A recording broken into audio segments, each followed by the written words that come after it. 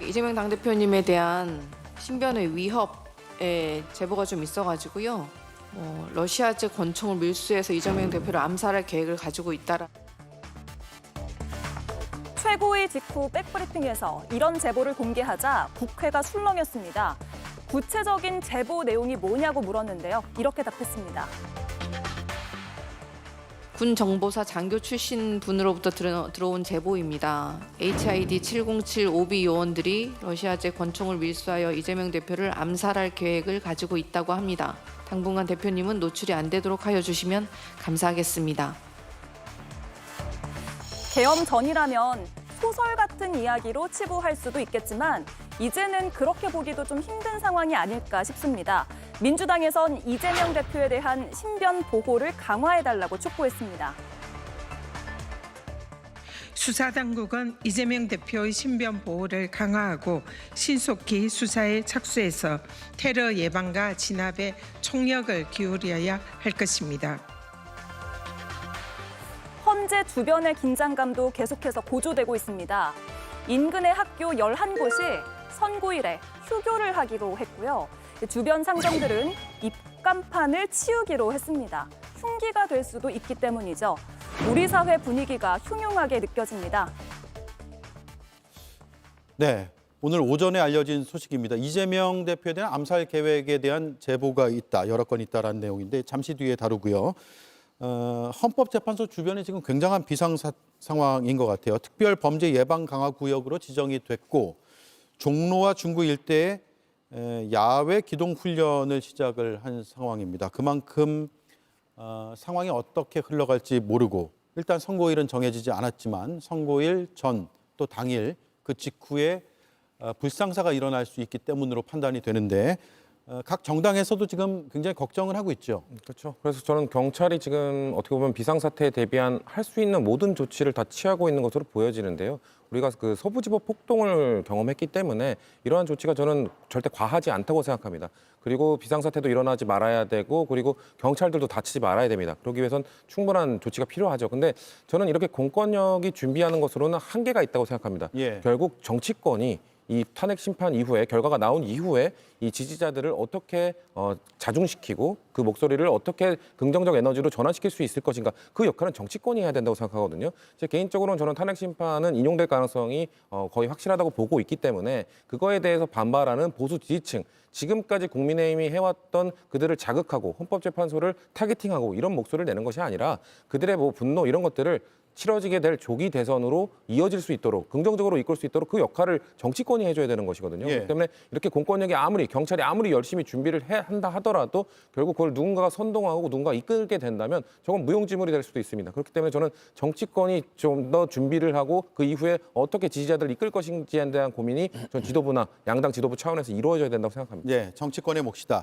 그러면 인용을 지금 거의 확실시 생각하고 계시지만 저희 당은 그렇게 보고 있습니다. 예, 다른 판단이 내려지더라도 마찬가지인가요? 만약 기각이 되더라도 그러면은 탄핵에 찬성하던 지지자들 역시 많이 분노를 하시겠죠. 그러면 민주당이 가서 민주당이 앞으로 또 복귀하게 되는 윤석열 대통령과 열심히 싸우겠습니다. 우리를 믿고 지금은 자중해 주십시오라는 메시지를 민주당이 던져야죠. 그런 역할을 양당 모두 해야 된다고 생각합니다. 예.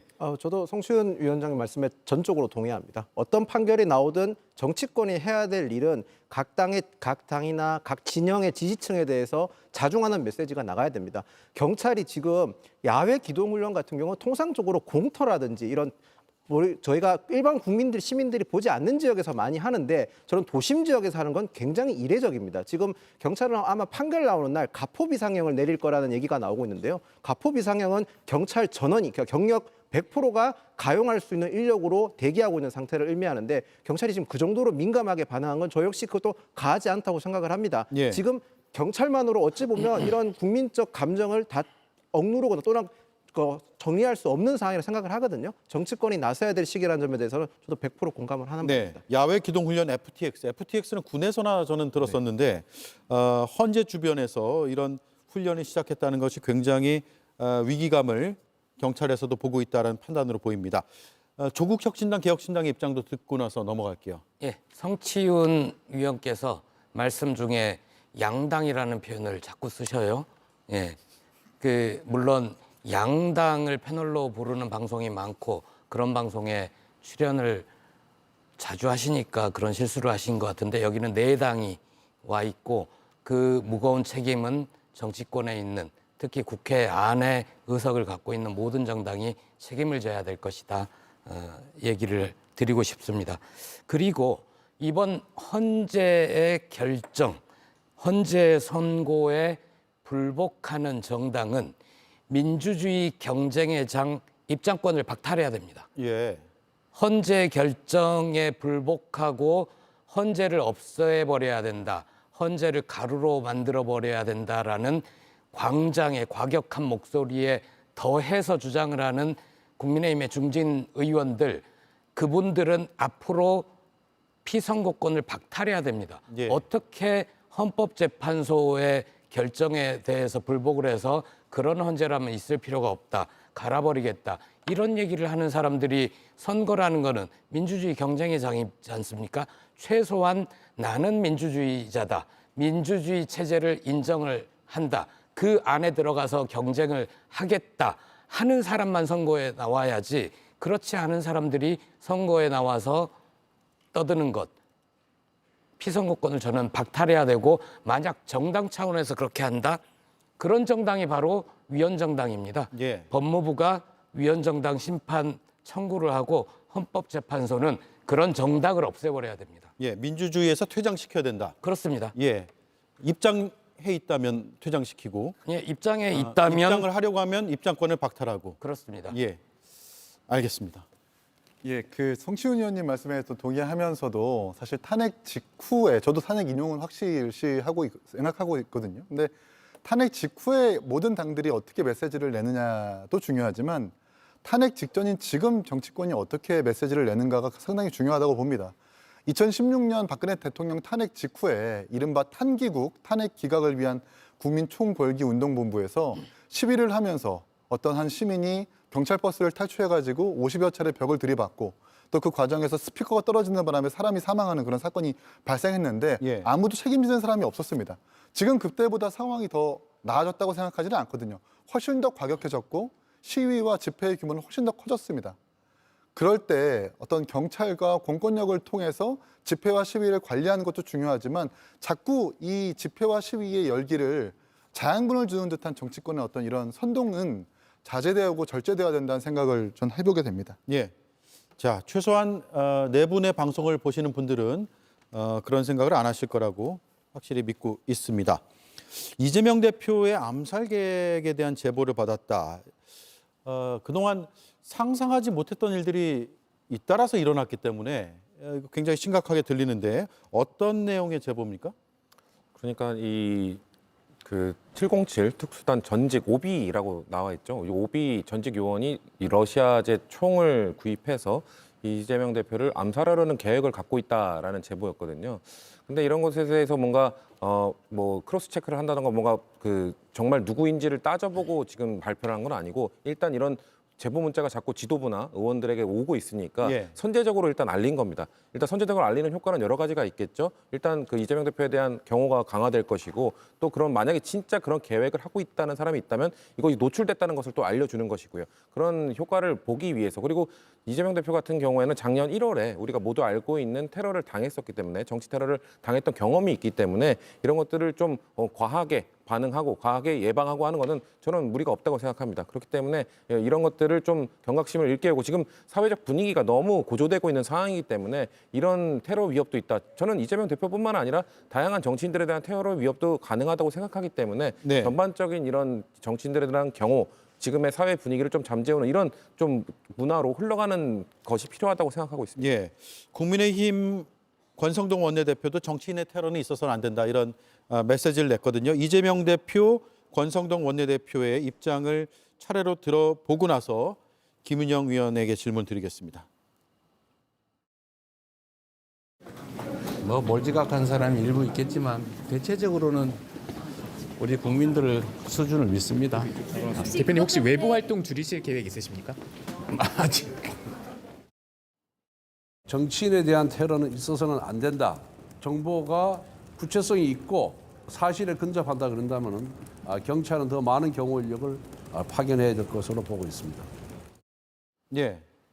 정치인의 테러는 절대로 있어서는 안 되죠. 특히 지금 같은 시기에 정치인 테러가 있으면 결국에는 정말 파국을 맞이할 겁니다. 그렇기 때문에 저런 정치인 테러에 대해서 대비하는 건 저는 바람직하다고 생각을 합니다.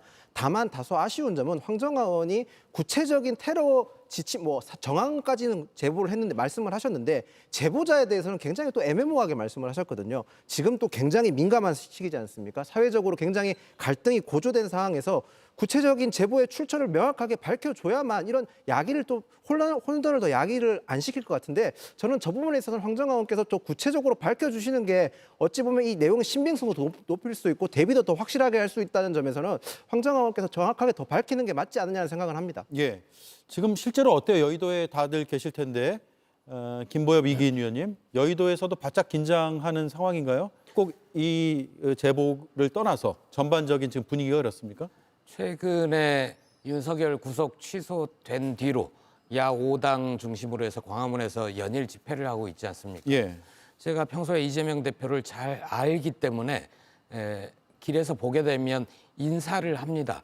근데 얼마 전에 길에서 만났을 때는 이재명 대표가 굉장히 주의를 경계하고 있구나, 긴장하고 있구나, 밝게 웃으면서 인사하는 게 아니라 굉장히 긴장한 듯한 눈빛을 보면서 무슨 일이 있나 보다 하고 넘어갔는데 이런 제보들이 있었던 것 같습니다. 현실화할 가능성이 있고요. 제보의 출처가 어딘지, 제보자가 누군지 중요하지 않습니다. 무슨 일도 생겨서도 안 되고 그런 일이 생겼을 경우에 공권력은 확실하게 제압을 해서 이런 일이 대한민국에서는 다시는 있어서는 안 된다. 이거는 여야를 떠난 문제 아닙니까? 박근혜 전 대통령도 후보 시절에 끔찍한 일을 당했잖아요. 그런 일은 절대 있어서 안 됩니다. 네, 이기인 의원님. 그러니까 여의도를 다녀보면 일단 국민들이 많이 화가 나 있다는 걸 확실히 느끼는데요. 근데 저는 국민들의 이성을 믿고요. 그리고 정치권에 저렇게 함부로 뭔가 대테러 위협이 있다, 피습 위협이 있다라고 함부로 꺼내는 건 지양해야 된다고 봅니다. 지금 황정화 의원이나 오늘 백브리핑을 통해서 밝힌 전현희 의원이나 근거가 무엇이냐고 물었을 때 마땅히 그냥 문자 받은 것만 이야기를 하고 무슨 온라인 커뮤니티 얘기를 합니다.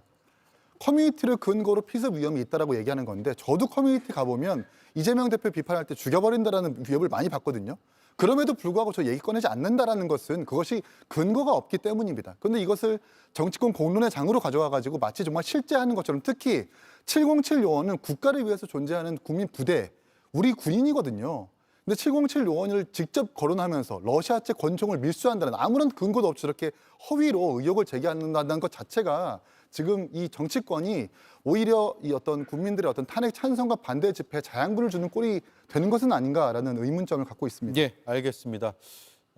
그럼에도 또 여러 상상하지 못하는 일들이 많이 벌어지고 있고 군이 동원돼서 계엄을 한 상황에서 그 이후의 계획들이 실행은 되지 않았지만 수첩에 적혀 있는 내용들 보면 정말 무슨 일이 일어날지 모르겠다 이런 두려움도 있기 때문에 정치권에서는 조금 더 안심을 시키고 분열을 좀 멈추게 하는 그런 발언들이 나왔으면 좋겠다는 생각도 해봅니다.